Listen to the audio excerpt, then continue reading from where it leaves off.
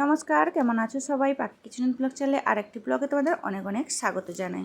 শুক্রবার সকাল এখন 6টা বাজে। তো সকালে উঠেই রান্নাঘরে চলে এসেছি, আর রান্নাঘরে এসেই দেখো প্রথমে তো সবজি কাটতে বসে গেছি। এটা প্রত্যেক দিনের সকালকার ডিউটি, যে সকালে উঠেই আগে রান্নাঘরে আসতে হবে আর রান্না বসাতে হবে, কারণ ওদের স্কুল থাকে আর তোমাদের দাদাভাইরও ডিউটি থাকে। ওই জন্য সকালে আমাকে রান্না দুপুরের রান্না সকালেই করে নিতে হয়, সকালের আর দুপুরে। তো তাই জন্য এখানে আমি প্রায় শাকও ছিল কয়েকটা, তো শাকগুলোকে এখানে আলু বেগুন কেটে নিয়েছি। আর এই কড়াইতে তেল দেখতে পাচ্ছ, এই তেলটাতে কালকে আমি ফুচকা বানিয়েছিলাম, তো এই জন্য আর আমি কড়াইটাকে ধুইনি। তো যাই হোক, ওই তেলের মধ্যে আমি তেল ছিল, তো শাক তরকারিটা বসিয়ে দিয়েছি, প্রায় ঢাকা দিয়ে এই রান্নাটা করব।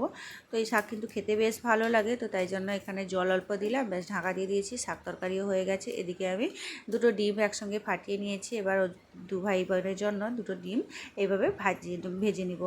আর ডিমের ভাজা বা মানে ডিমের পোচ করে দিলে ওরা কিন্তু খুব মানে কোনো চিন্তা নেই ওদের খাওয়ার, তো ওরা খেয়ে নেয়। মাছ হলে খাবে না, বিরক্ত হয়। তো তাই জন্য ওদেরকে ডিম রান্না করেই দিচ্ছি।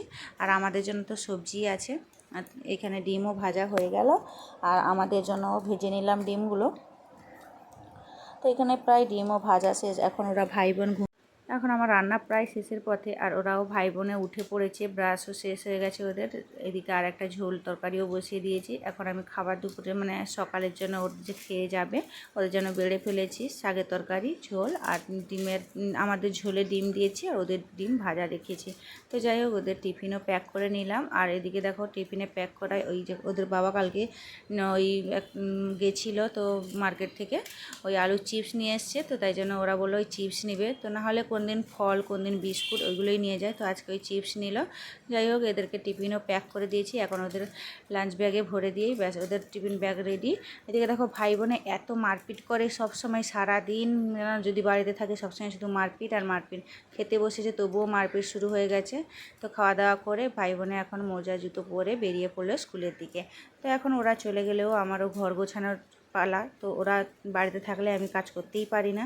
তো ওরা চলে গেলে তারপরে আমি ঘরগুলো গুছিয়ে ঝাড়ু টাড়ু দিয়ে রান্নাবান্না করে এখন যে করেছিলাম রান্নাবান্না, তো ওইগুলো পরিষ্কার টরিষ্কার করে তারপরে আমি এখানে দুপুরের খাবারটা খেয়ে নিলাম। আর এখানে দেখো আমি রেডি হয়ে গেছি, এখন আমি কিছু রিলস বানাবো, তাই জন্য রেডি হয়ে গেছি। আর বিকালের জন্য এখন এই ভিডিও বানাতে বানাতে বিকাল প্রায় হয়ে গেছে। তো আমি রাতের খাবারের জন্য বানিয়ে ফেললাম ডিমের কোরমা।